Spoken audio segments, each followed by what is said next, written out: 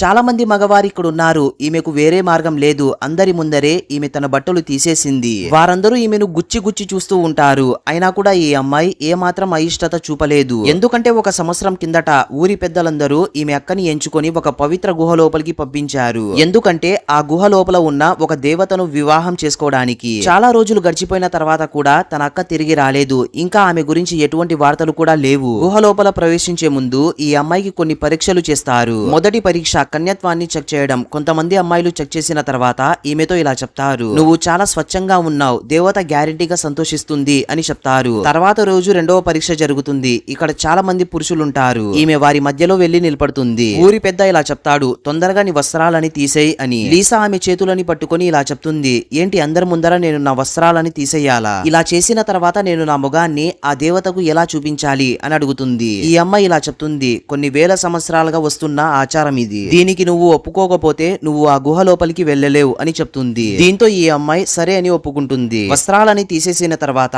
అక్కడున్న కొంతమంది మగవారు ఈమెని చాలా వింతగా గుచ్చి గుచ్చి చూస్తూ ఉంటారు. నెక్స్ట్ పార్ట్ కోసం ఒక లైక్ వేసుకోండి.